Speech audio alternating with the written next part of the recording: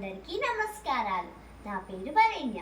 ముందుగా అందరికీ హనుమ విజయోత్సవ శుభాకాంక్షలు. మనందరికీ హనుమంతుడు త్రేతాయుగంలో చేసిన పనుల గురించే తెలుసు. కానీ హనుమంతుడు ద్వాపర యుగంలో చేసిన పనుల గురించి తెలిపే ఒక చిన్న కథను తెలుసుకుందాం రండి. ద్వాపర యుగంలో అనగా ద్వారకలో ఒకరోజు గరుత్మంతుడు శ్రీకృష్ణుడితో, ప్రభు, నాకంటే వేగంగా ఎవరు వెళ్ళలేరు కదా అని అంటాడు. అది విన్న సత్యభామాదేవి, ప్రభు, నాకంటే అందమైన స్త్రీ ఎవరు లేరు కదా అని అంటుంది. వీళ్ళిద్దరి మాట విన్న సుదర్శన చక్రం, ప్రభు, నాకంటే శక్తివంతులు ఎవరు లేరు కదా అని అంటాడు.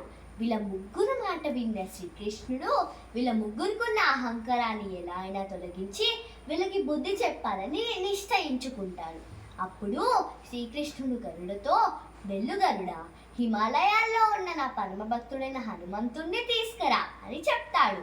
సుదర్శన చక్రంతో, వెళ్ళు సుదర్శన, ద్వారక యొక్క ద్వారం దగ్గర నిలబడు అని చెప్తాడు. అప్పుడు గరుడ హిమాలయాల్లో ఉన్న హనుమంతుడి దగ్గరికి చేరుకుంటాడు. హనుమంతుడిని చూసి, శ్రీకృష్ణుడు మిమ్మల్ని ద్వారకకి రమ్మంటున్నారని చెప్తాడు. ఇప్పుడు హనుమంతుడు, ముందు మీరు వెళ్ళండి అని అంటాడు. కానీ గరుడ, నాకంటే వేగంగా ఎవరు వెళ్ళలేరు.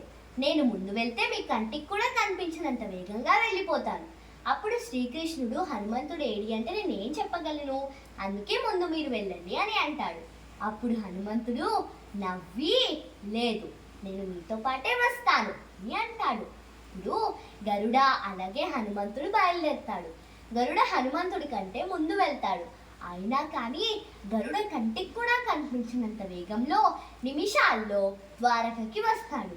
అప్పుడు హనుమంతుడు శ్రీకృష్ణుడి యొక్క దర్శనం చేసుకుంటాడు. శ్రీకృష్ణుడు హనుమంతుడితో, హనుమ, నేను ద్వారం వద్ద ఎవరు ఆపలేదా అని అంటాడు.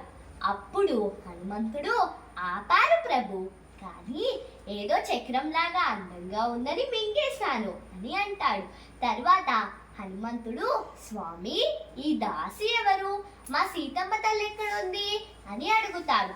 అప్పుడు సత్యభామ ఆశ్చర్యపోయి, ఇంత అందమైన స్త్రీని దాసి అంటున్నావా అని అంటుంది. దానికి హనుమంతుడు, క్షమించండి మాత, కానీ మా సీతమ్మ తల్లి ముందు ఎవరూ పనికిరారు అని అంటాడు. ఇలా శ్రీకృష్ణుడు హనుమంతుడి ద్వారా వీళ్ళ ముగ్గురికి ఉన్న అహంకారాన్ని తొలగించేలా చేస్తాడు. మరొకసారి మీ అందరికీ హనుమ విజయోత్సవ శుభాకాంక్షలు. ధన్యవాదాలు.